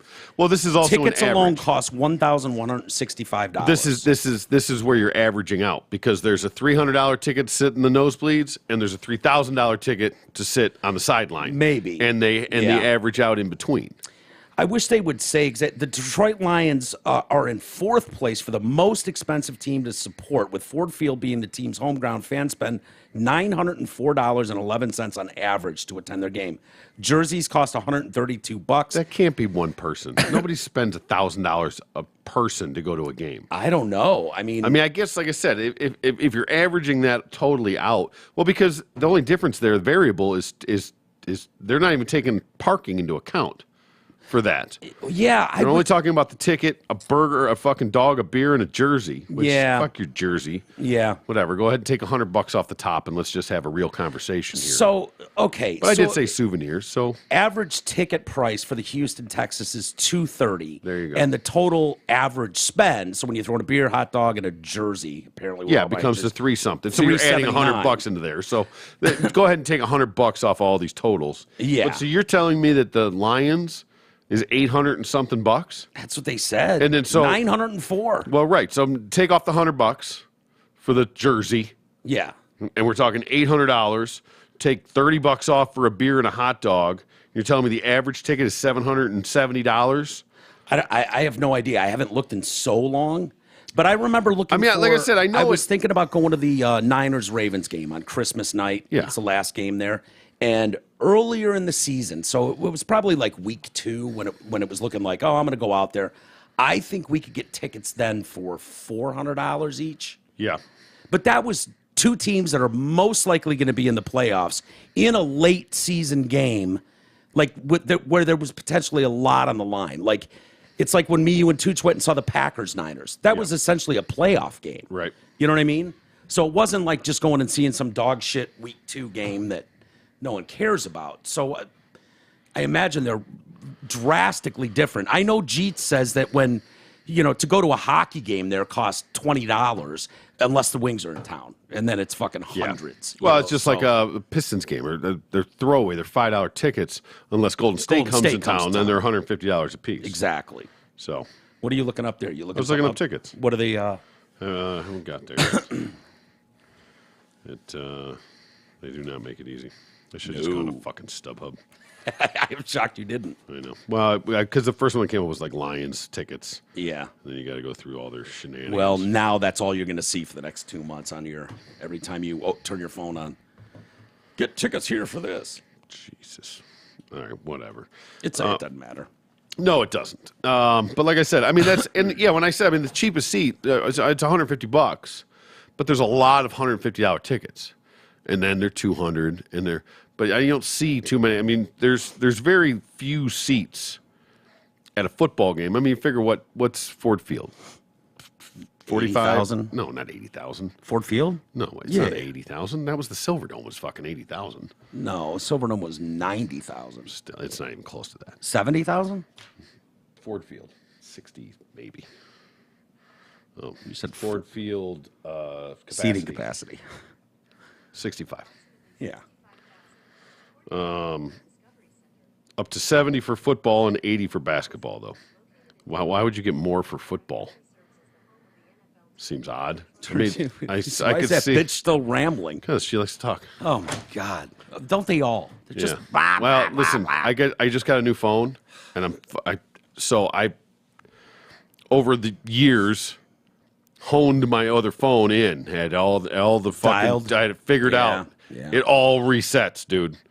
I got to put passwords in for everything. Oh, it's the I gotta worst. change every setting. Yeah. My fucking texts come up in my goddamn car. Nah, fucking stop it. Oh, that's dangerous. Oh, it's not. I don't have anything to hide. It's just annoying. I don't The want my fuck text you coming don't. out. What do you mean you ain't got nothing to hide? I'm doing nothing wrong. You don't. No, that may be true, but you still don't want to see anyone. I just don't want them coming up on my. You thing. don't want I hate it. anyone seeing you being squeaky clean. It's just Fair. who you are. Exactly. I don't want, dude. That's my nightmare, and I'm doing nothing wrong. I don't want my text popping up That's on what my I'm fucking saying. screen. Exactly right. I just don't want it. It just annoys me. Yeah. And all of a sudden, shit's popping up. Would you like me to read it? No, bitch. No, shut up.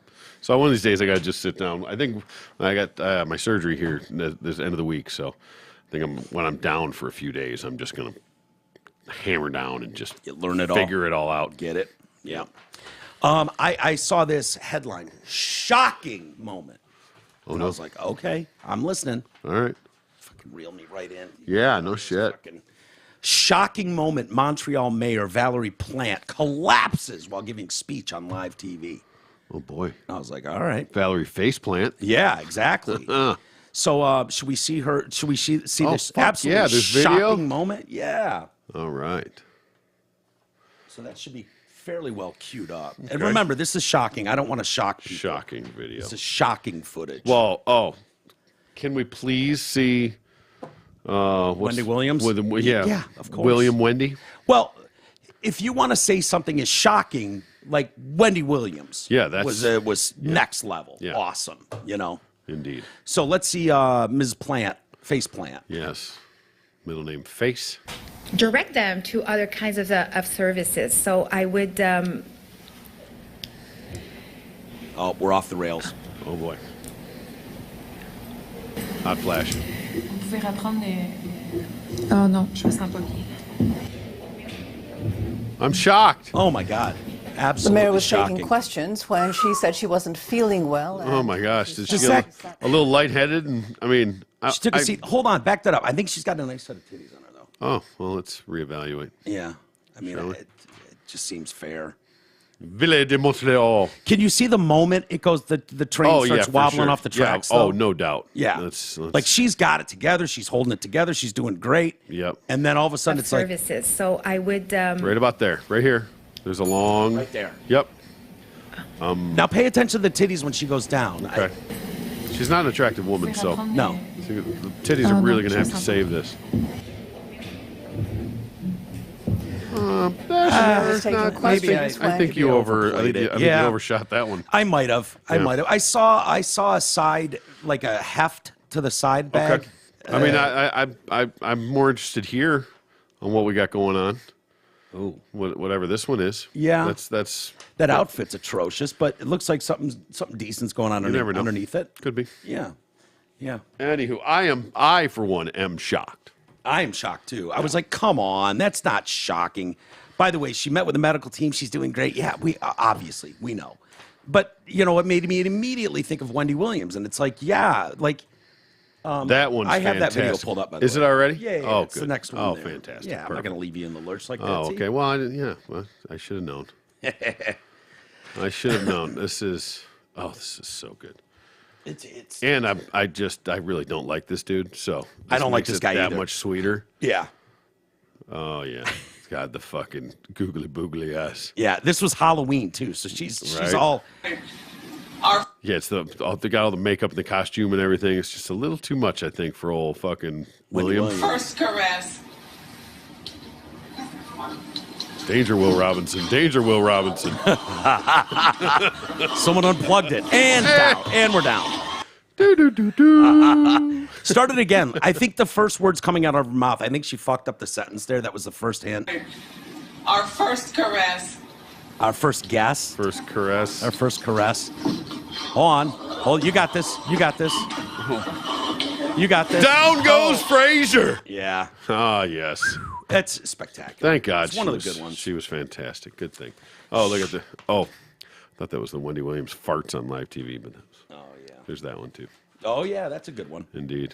I don't have that one. No, that's okay. We don't need to go there. I thought it said faints, but my eyesight sucks, so I thought it said Yeah. farts No, I got you. because that is a thing too. Oh yeah. Yes. So should we do a Ask T-Roy? Sure. And I've got a lengthy one here that I read in the paper. And I was like, okay. fuck it, we'll just make it to T-Roy. All right.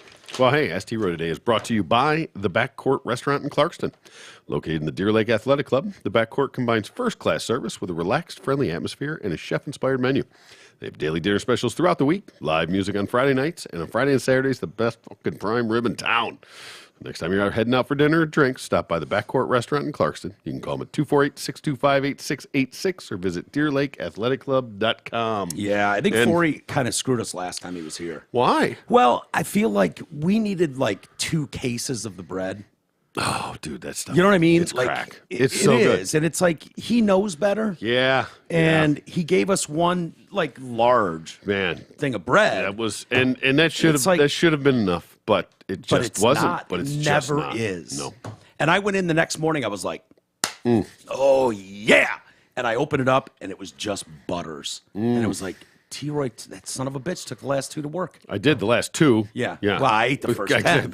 Exactly. No. Yeah.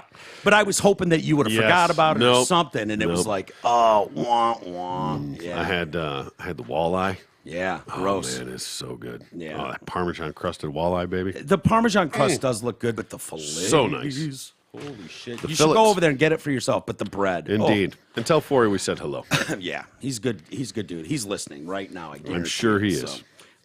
We should also mention while we're here. Yeah. It is that time of season, and if you've got a TDC fan in your family, go get some merch. Go to radiofor1.com, click on merchandise. I was just looking at it today. There's sweatshirts that we have in there. There's some really cool shit. The Hell t-shirts, yeah. hats, the winter beanies, all that stuff. Great way to support the show and help us out. And seeing people in the gear is always great. Yeah. In fact, Forey was mentioning this. He was rocking his gear at the Lions game and got multiple fist bumps. Nice. Yeah. Nice. A little recognizing. I Help love spread that. the word. I was talking to our guy Scott with the pinball. Mm-hmm. He said he's gotten a couple people reached out to him about Excellent. being on the show. So Very nice. We were talking. We've got some plans going forward, which is gonna be cool. Good. It might involve a tournament. Oh shit. Yeah, All right. brother. Yeah. Well, our wrists are strong. Yeah, now, I know man. exactly. We're in that mode. Oh, I definitely have. I've made the turn. Yeah. That first week yeah. was touch and go. Yeah, But, it was rough. Yeah. But yeah, we're there now. I'll put my game up against just about anybody. He stands by Godzilla, and I was telling him that this one is too dark. He's like, dude, I've got a lighting package that you guys have never seen. Okay. And I think he's going to bring it by this weekend. He said it'll take me 2 minutes to install. Okay. And he said it's fucking insane. Yeah. So, I got a couple other fundamental issues with the game than just lighting, but that's okay. all right. Well, The I've one told death him, loop. The one death loop is inexcusable. It's inexcusable. There's got to be a tweak to that. Yeah. But we'll get Venom in here before too long. Now we're talking for sure. Also at radiofor1.com, you can go to My Pillow. Just use promo code TDC. Get yourself a My Pillow. The Giza sheets are the shit. I know I saw a listener today who their My Pillow exploded in the washing machine or the dryer, and it was just like billowing shit everywhere. Oh, boy. Yeah, it was one of those. Well, I've had it 5 years, Yeah, and it it's finally time. exploded. They say you're supposed to replace your pillow like every 12 months or something like that. I don't Something even crazy. wash mine every 12 I know. months. Some story or something came out. So you're supposed to Really? literally replace it. I think I'd have to double check the numbers for sure, but it was like every 12 months. Yeah, I believe it. Yeah. I I mean, you failed just at that. drool and just all your sickness, Oh, everything yeah, that's yeah, on that. yeah, It's just yeah. a cesspool. Yeah, I believe it. Although that one cures fibromyalgia. Sure it does. Also, a link to our Patreon page. Best way to support the show. I've done a lot of Drew and Mike Pause in there, which has been a lot of fun. Yeah. People are really enjoying that. And we have a new member, we do. Heather.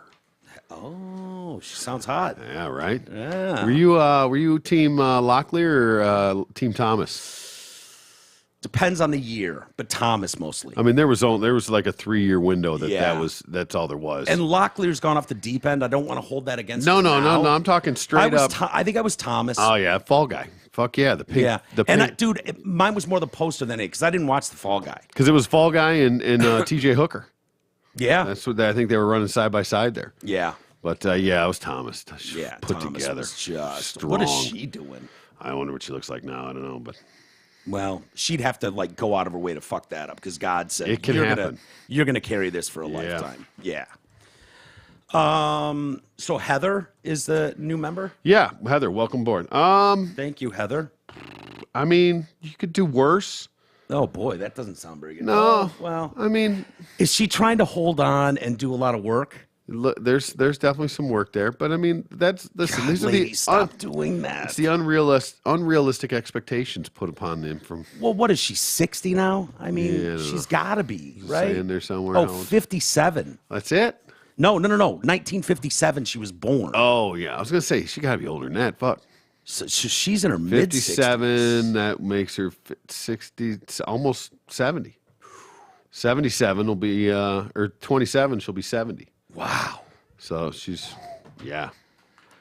That's crazy. Yeah, she's dude. late 60s. I mean, listen, I'd fucking put that together for a 60-year-old. So she was like 30 years old when her poster was out, right? Yeah. Like in the mid 80s. Yep. That was when that was all big. Oh yeah, right in the classic. Let's find that.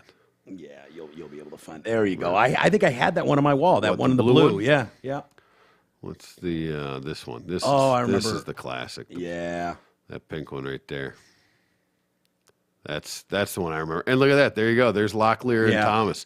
There's the head-to-head battle there. I mean, this is sort of the girl next door and the blow your mind. Oh, Locklear was hotter though. Yeah, you think so? Yeah, in Yeah. that picture, I've never been a big fan of like super done up model hot. Yeah. Like even when Amy would do her shoots and stuff, I was like, you know what, sweatpants and a t-shirt, sweetheart. Yeah. Like we're going out, sweatshirt, sweatpants and a t-shirt is I left the people out hot, of that one. hot as shit to me. You know what I mean? It just is. Oh yeah. So the blown out hair and the fucking makeup. Yeah, that was like, the just- 80s, man. No, I know. Yeah.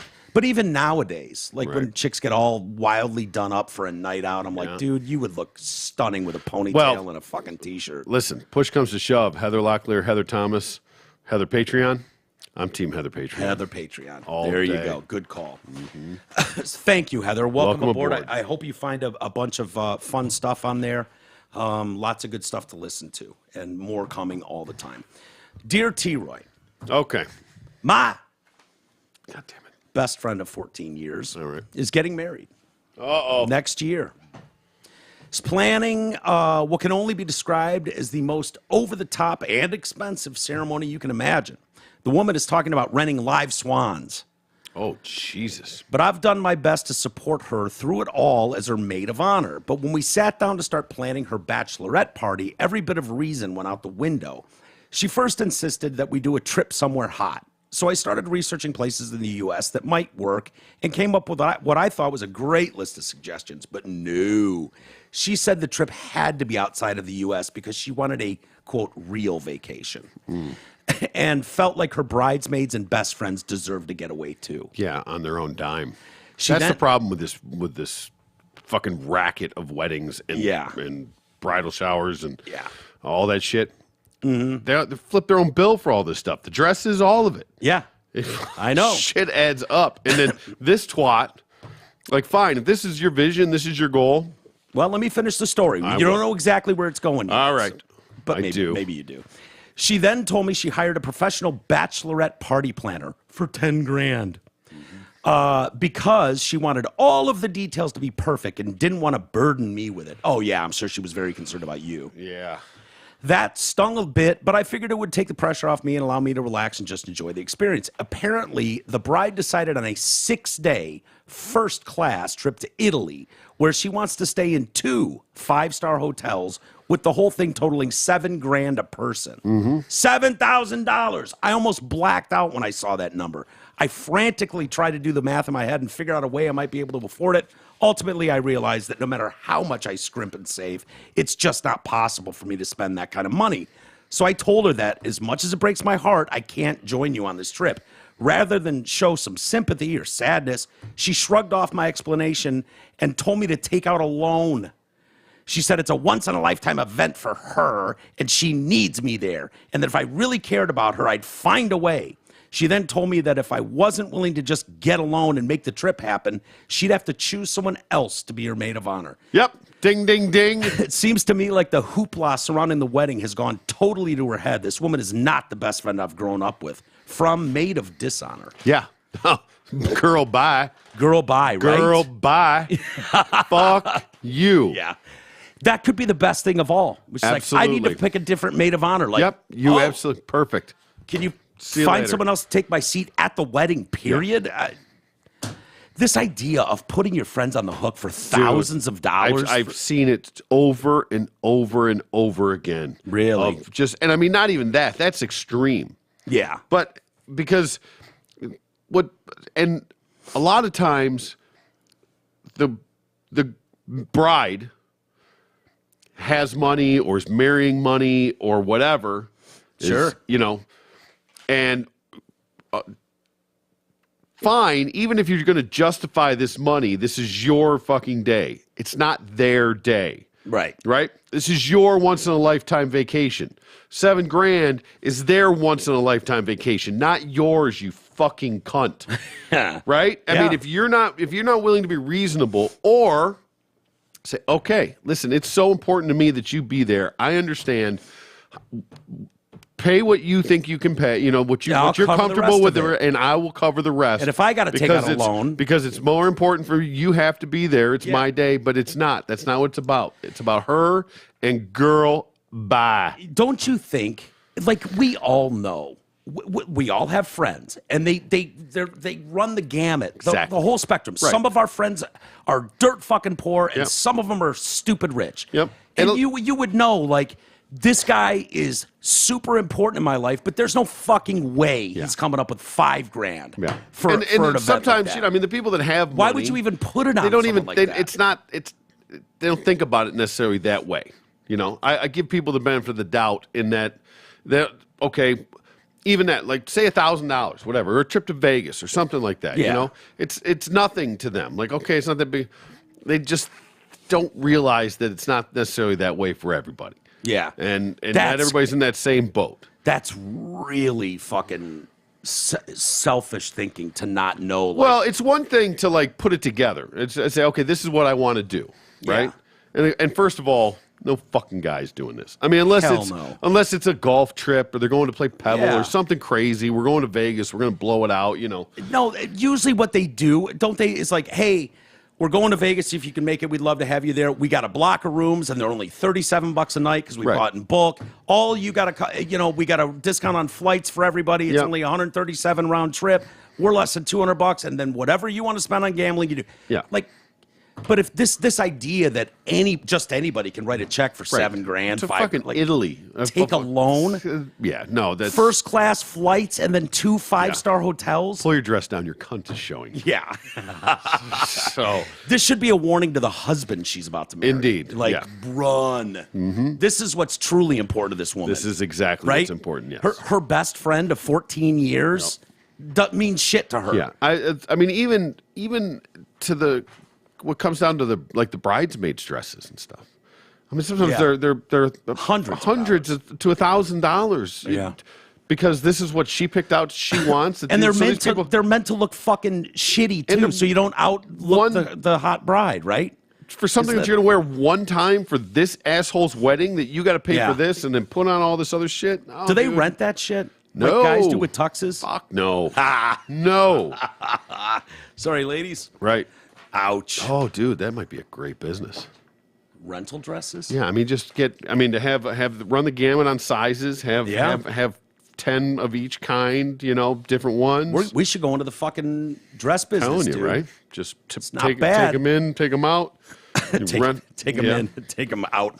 Yeah, it'd be a lot of taking. Well, yeah, you gotta have sizes. Isn't that what they want though? They want those dresses to be like a shitty color of pink and like kind of homely looking, so you don't out hot the bride. That's a theory, but I think that's true. And I've never seen fucking bridesmaids look good in their dresses. They always look kind of smoke shows. I know, but come on. But they're usually I don't think that's the kind of the way it is anymore. And maybe for this bitch, it probably would be. Yeah. So yeah. All right. Well, you had the attitude that I thought you would have. Yeah. Girl bye. Girl bye is a good one. Yep. Exactly right. I like your cunt is showing. Pull your dress up, sweetheart. All right. Today's poem. So this goes back to yesterday's show. Okay. By far, today's poem, 1826, was by far the second best poem this year. Big E was on fire. Excellent hype man that had multiple JPEs today. His one-line zingers were on fire. Wow. Scott. All right. I don't remember E saying anything. Even remotely funny. No. No. I'm sure he did. We're just so used to it. Yeah, he did say one or two things. I felt like that was a good show when it got I thought it was a great show. Yeah. Yeah, I did, honestly. The second best show. I wonder what the first one was. Oh, I'm sure it was Drew. Drew. I'm sure it was Drew Ladd. The great Drew Ladd. Of course. Yeah. No, these shows just suck. Yeah. If it's me and Troy, it's dog shit. But if the great Drew Lane is in the house, it's perfect. It's the perfect show. There's only one funny person on the planet. It's Drew Lane. Speaking of Drew Lane, we're going to see Drew I will. Friday. No, I will. Yep. I told Eric to come with me, too. That'd be good. Should have written this down. The Lodge. The Lodge in Kego Kego. Harbor. Oh, We're yeah. bartending Killer from 9 to Cares. 10. Yeah. Always a great event. Killer was such a good dude. So that'll be a lot of fun and to see everybody there, blah, blah, blah. James writes in about Drew. Just to touch on what one emailer said, have Drew, Trudy, Brandon on your show anytime, but never Fellhauer. His communism satanic takes makes the show virtually unlistenable. Oh boy. Yeah, he's just a libtard. I mean, I don't know what do you do? You know, those people are really. You made that comment during the show, and in the comment section, somebody made a comment. Ha! Mark, a liberal? Hardly. It's like, I don't even know the guy who's a fucking shit lib. Yeah. Dude, I hear it more than anything. I don't hear like, oh my God, I was listening to Drew the other day and it was fucking hilarious. I hear Mark is a libtard fucking asshole. Yeah. I don't know. All right. I mean, I don't remember him that way, but I haven't worked with him in There you go. 12 years, so who knows? I'll try to get it out of him on Friday. Oh, yeah. I'll start needling him. Are you fucking libtard? Yeah. I hope all your daughters are Bribe him fucking- with a Big Mac. Yeah, I hope all your daughters become boys. You know, that kind of shit. He's be like, oh, me too. That's Julie and I's dream. So, getting shot in the box. Guys, you were talking about if there was a moment of pleasure when those broads were shot in the box. That was funny. That was funny. These towel heads lose their shit if a strand of hair is shown, and we think they're going to find the clit. 0% chance. Something about today's show was just off. Can't quite put my finger on it, but it just sounded a touch off. A little squawky. Yeah, a little bit. So, all right, why don't we shut it down there, T? Kind of a late one for us today. Yeah, it was a day. Yeah, it always is. It always is. All right, everybody. Hope you enjoyed the show as much as we did. And we'll be back tomorrow. And hopefully you'll all join us then.